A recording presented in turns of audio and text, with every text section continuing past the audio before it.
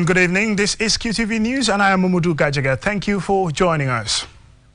First, we look at our main local international news headlines. The Ministry of Foreign Affairs, International Cooperation and Gambians Abroad has issued a statement that 11 Gambians, including 6 children, have died in the fire that broke out in the city of New York in Bronx on Sunday. The construction of roads ahead of the 2022 OIC summit will soon commence, according to the project contractors. The Gambia Teachers Union on Tuesday updated the public of the findings on the implications of the new pay and grading structure on teachers and education sector personnel. A Gambian writer, Modulamin Age Amus Sow, on Friday launched his first book titled Don't Judge the Book by the Cover. And in business news, we will be talking about a 24-year-old entrepreneur who has advised young people to learn skill whether they are educated or not. And in international news, Uganda ended the world's longest COVID-enforced school closure on Monday, ordering millions of students back to the classroom, nearly 2 years after learning was suspended. And in sports news, we hear from Scorpion fans as the Gambia are set to play their first ever game at the Africa Cup of Nations in Cameroon on Wednesday against Mauritania. Those were the main news headlines, and now the news in detail.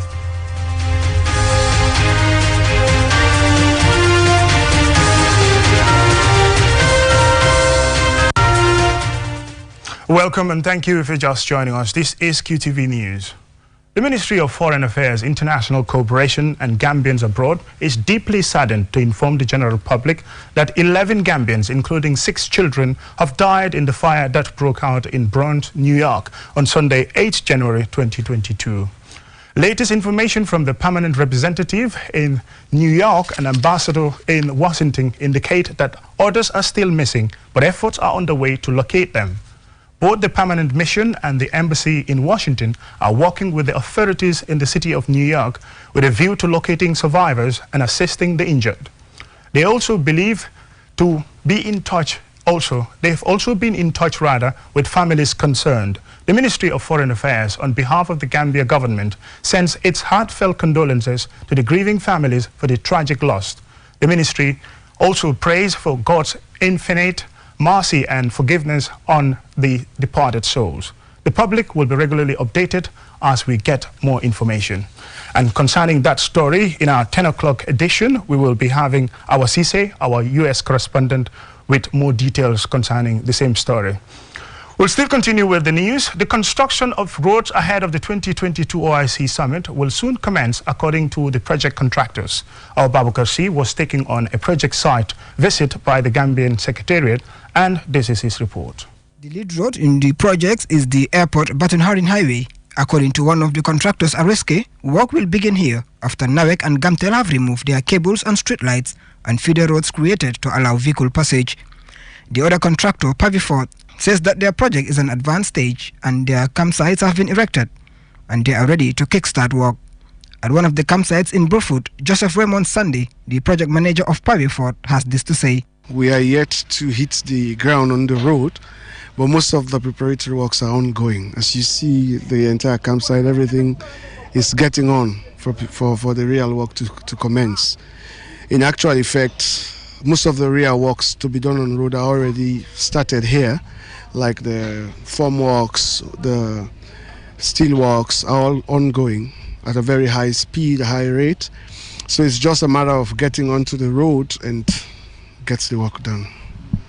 Mr. Sunday assured us that immediately work begins, it will flow and Gambians can expect quality roads. As a professional engineer, we have arbitrations you face if should anything go wrong. So the standards that were given to us by the consultant and the client to execute are exactly what we have to execute. That's even why I say we are still waiting for approvals to hit the ground, because we don't want to bypass any of the standards, because at the end of the day, this is Africa, this is us, and we need to transform the mindset of people that except Europeans come and do it. We can do it. And we've been doing it, and we're ready to prove that. At the campsite, we found 35 Gambian women engaged in skills work ranging from steel and iron bending to construction, and some of them in supervisory roles.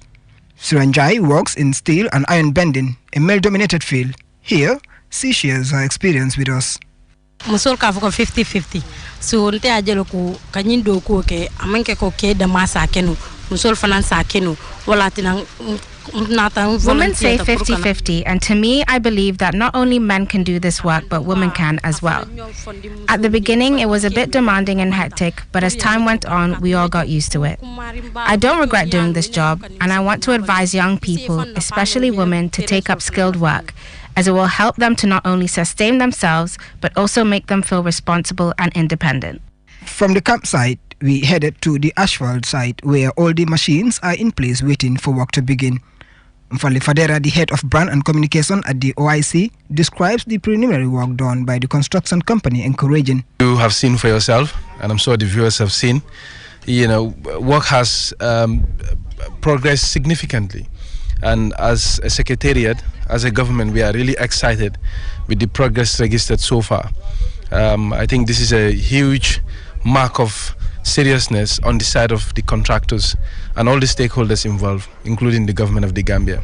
So we are really excited that things are moving at a very, very good pace. Mr. Fadera further emphasized the importance of taking time to do the work right, since the roads, when completed, will be here for generations. As far as the OIC and the Gambia government is concerned, although these projects came in the name of the OIC, we see these projects beyond OIC. They are transformational in nature.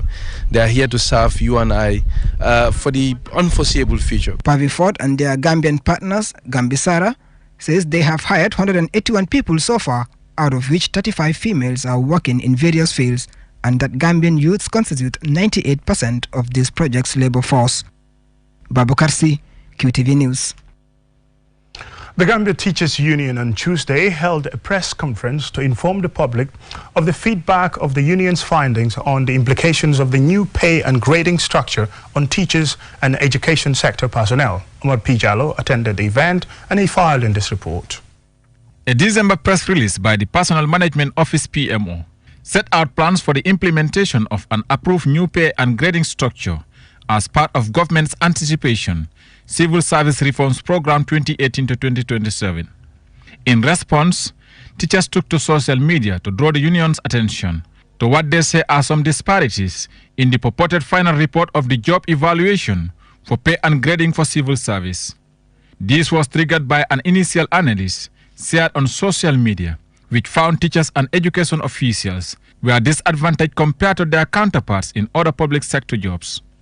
Isa So, the Deputy General Secretary of GTU, reveals that when the leadership of the GTU received numerous comments on their WhatsApp pages and 2 petitions directed to the National Executive Committee of GTU from Teachers for Change and No to Teachers Exploitations, they reviewed the comments and the petitions against the purported final report of the job evaluation for pay and grading for civil service and engaged the PMO, and these are their findings. The Gambia Teachers Union found out that there are 4 pay scale options developed in the report. Option D has a starting salary of $36,000 per annum with 11 grades plus standard increment of 5% within and between grades 1 to 5 and 3% between grades 6 to 11. We have confirmed that option D is the version approved by Cabinet. So further reveals that all the analysts they saw were comparisons for the proposed new grading structure for teachers against the current scales of other sectors, which he described as misleading, adding that according to the generic pay and grading implementation plan for ministries, the PMO is yet to meet MOPSI for their final input to review the suitability or otherwise to address their own needs and circumstances. Work is in progress, and as such, the draft grading structure for the teaching cadre is subject to MOPSI's input, but as it stands, there is a relative value added in consideration of the teaching job. Babukar Ojouf is the general manager of the Gambia Teachers Union Cooperative Credit Union, also commented. The union has a procedure. That procedure begins with engagement. We'll engage with government. We do not start with a strike. We start with engaging. We point to them and say, look, this can lead to that. And those discussions will end at some point. If we feel that this is not going anywhere, that is when we start considering other options. Officials used the opportunity to reassure their members and the public that the union will continue to fulfill its moral obligation and duty to the profession and call on members to desist from circulating unconfirmed information regarding issues affecting them and instead direct all their enquiries to the union. Teachers are also advised to continue with their normal duties while the union engages with MOPSI to ensure the required data is provided to the PMO. Reporting for QTV News, I am Omar P. Jallo. A Gambian writer, Modulamin H. Amusaf Sow, on Friday launched his first book titled Don't Judge the Book by the Cover. The launching at Ebunjan Theatre included an international conference and also the unveiling of the Award of Excellence for the African Literature won by Mr. Sow in Atlanta, USA for his contribution to African literature. More in this report by Ajivin Tudrame. The book launching was attended by several dignitaries, including members of the International Association of African Authors and Scholars. The 10,000-word book is less than 50 pages long and centers on the theme childhood and education in African societies, African traditions, and poverty, among other values. The author talks about the inspiration behind this story. I was sent out of the classroom by my literature teacher because I couldn't afford the book, Great Expectations, written by Charles Dickens. I sat down quietly inside the school garden. I said, look, why are Africans, especially Gambians, not using our own books? If this was a Gambian book, I can easily afford it anywhere. I told myself I'm going to write a book, but it was just a joke, so I wasn't even serious about it. According to Mr. Sow, he started writing this book as a teenager and completed it in 6 months. And in 2006, he published it. He advised the young generation to inculcate the habit of reading. The most epic chapter here was something that was really happening when I was young, baby dumping. There was a time in the Gambia, every Johnson you go, you see a curtain or a piece of cloth, something is wrapped in there, or even a plastic bag. And unfortunately, it would be a baby. So I said, I owe my country a lot. I needed to write something about it. So I felt like to write the book as an advocacy tool to advocate, for those kind of things that were really affecting our society. Speakers urged the young to read and support Gambian writers. Yankuba Dabo, the Commissioner General of the Gambia Revenue Authority, and Dr. Wale Okideron, the Executive Director, Pan-African Writers Association, had this to say. What I consider very comprehensive accounts of the operation of the apex regulatory weaknesses of the Gambian Literary Society.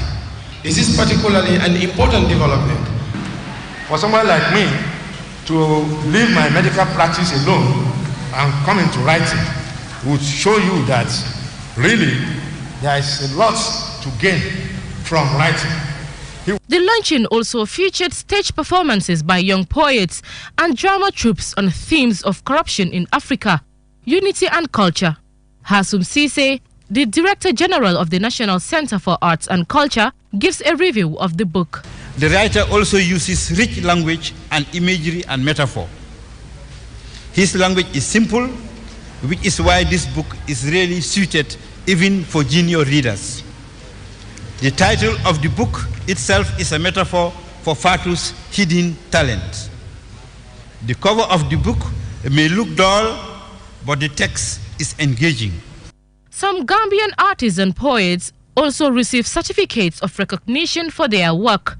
The event ended with the presentation of Award of Excellence for African Literature by the International Association of African Authors and Scholars to Modulamin H. Amusaf Sow, who said that the award was dedicated to Gambians. His first novel, The Throne of the Ghost, has been translated into several languages and collected awards including the IAAS African Literature Award 2021, the World Writers Association 2020 Award, and the National Reading Hero 2019 Award. Ajibintu Drame, QTV News. The report by Ajibintu Drame takes us to a commercial break, and when we return, we still have some more news stories for you. Business, sports, and international news stories. Do stay tuned.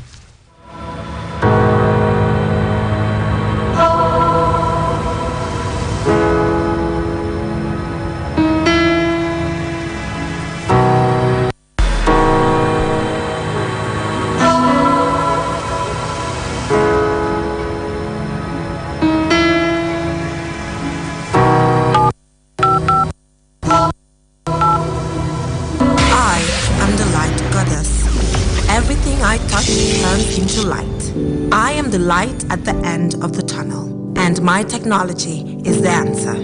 I am the happiness in your life. I keep you connected, and I am Q-Power. I am Q-Cell. I am Sunibus. We innovate, others follow. Call 111 for more information. Looking for the fastest and easiest way to receive money transfers from abroad? Well, QMoney and RIA just made it happen. Now you can receive international money transfer from RIA directly into your QMoney account with no additional cost. Once you receive an SMS alert about your transfer, walk into any QMoney agent across the country to receive your payment for free, or use the money immediately to buy credit, Q-Power and other QMoney services. It's fast, safe and convenient. For more info, call customer care on 133. QMoney, Sinu Kalpe. Terms and conditions apply.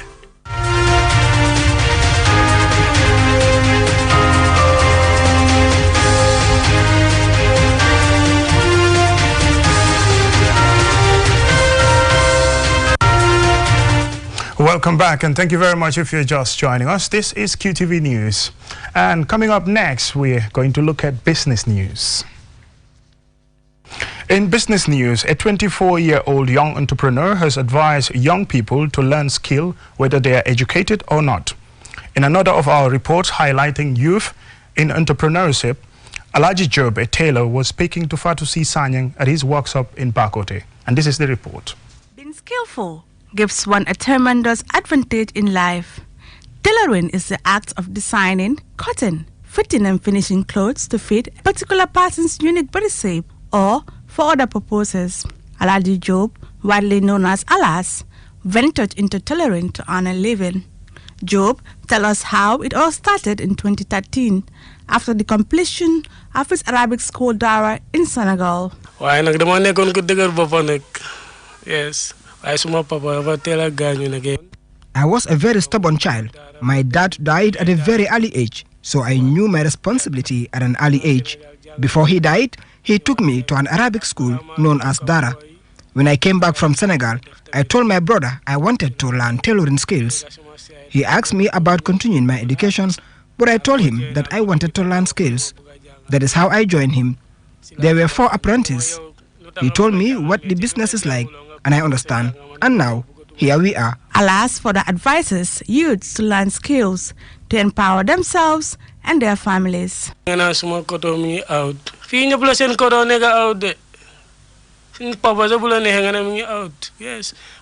ponkalam jomba am sikin am lem nga wara tok di campe ko am helsa du def lolu. Alas, for the advices youths to learn skills to empower themselves and their families. If you do nothing and say that my brother is abroad, we all have relatives abroad, but a grown man sitting and idling, that should not be that way. If you believe in yourself, you should work and sweat. Some of my boys will come here and ask whether I never get tired, but this is my job, and you must take me like that. Mr. Job also explains what inspires him to take up a skill in tailoring. I'm suma bena sister bu bande san gañu na nekon footballer am nga life bi metti mu dem bagwe ak seni demé fa nonu. I almost gave up learning skills, but I met a good sister who went through the back way. She was a footballer and was the one who said I should not give up. She motivated me, and I stood my ground and didn't give up. Now I have my own shop, and I'm working with 4 people. According to Alaji Job, things sometimes take time to happen in life. Determination, passion, and hard work yield success, he said. Alas spent 5 years learning tailoring skills, enduring sleepless nights, now enjoying the fruit of his labor. He urges every young person to learn skills. He concluded by saying, "We can make it here in the Gambia." For QTV News, I am Fatusi Sanyang. Well, inspiring story there. We move on next to international news.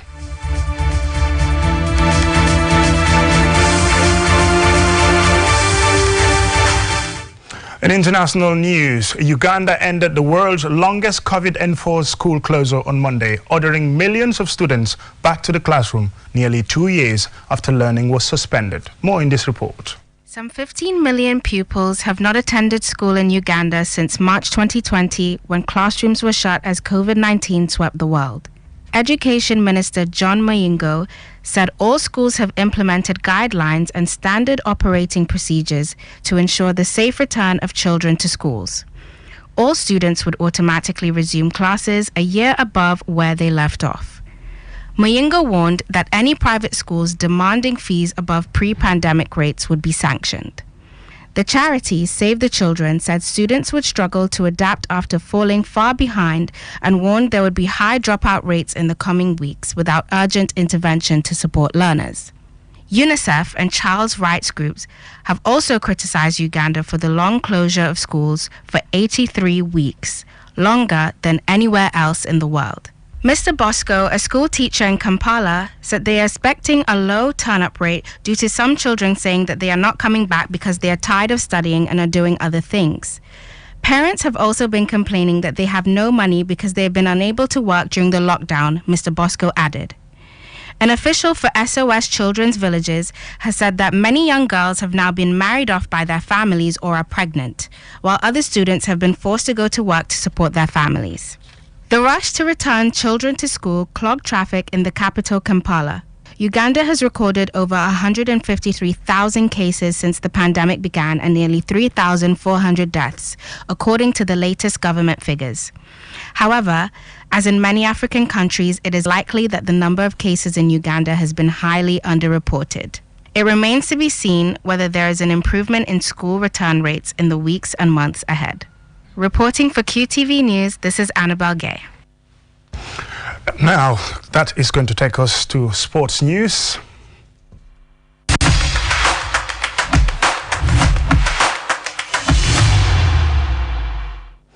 In sports, the Scorpions of the Gambia are set to play their first ever international game, that's the Africa Cup of Nations, at the Africa Cup of Nations on Wednesday against fellow West African counterparts Mauritania.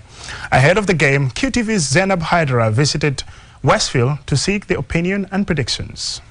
As the Gambia players get ready to create history for their country by taking part in their maiden African Cup of Nations tournament, the Gambian public are full of expectation.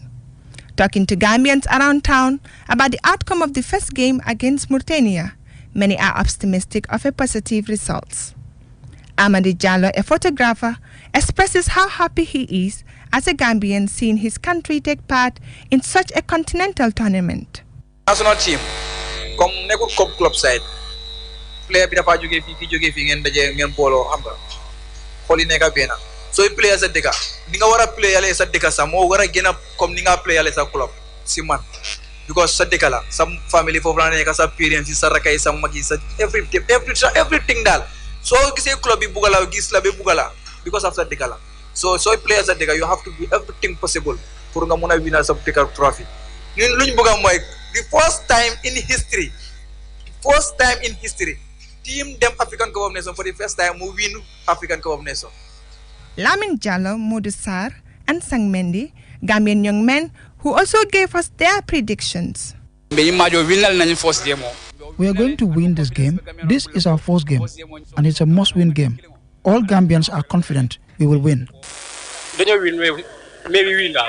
will win, and I am sure we'll win by 2-0. We Gambians, we always keep praying for our team, Scorpion, and hopefully, inshallah, we will be going to win like 1-0, for sure, inshallah. Babukar Mbai, a taxi driver, spoke of the importance of us as Gambians supporting our boys to win this game. I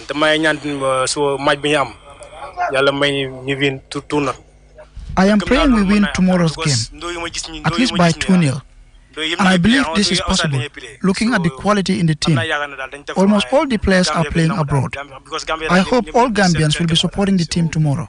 Many are looking forward to a great performance from the Scorpions, and even though this is the Gambia's first appearance in the AFCON tournament, and we are playing against nations that are more experienced than us, there is great enthusiasm and confidence that our team will get off to a great start.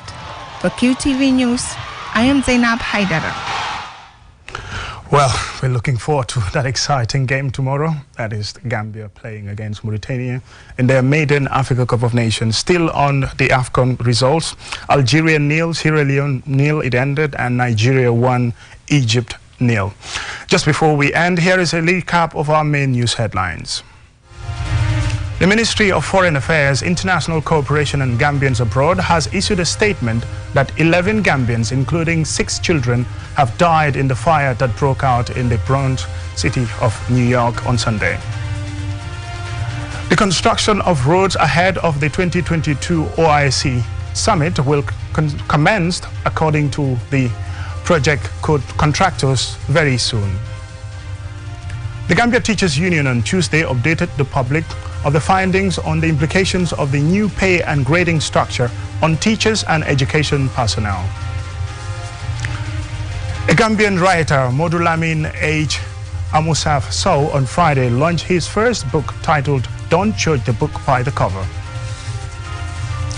And also we reported that in business news, a 24-year-old entrepreneur has advised young people to learn skills whether they are educated or not.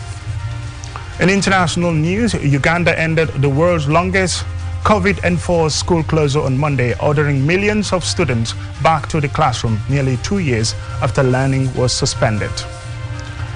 And in sports news, we heard from Scorpions fans as the Gambia are set to play their first ever game at the Africa Cup of Nations on Wednesday against Mauritania.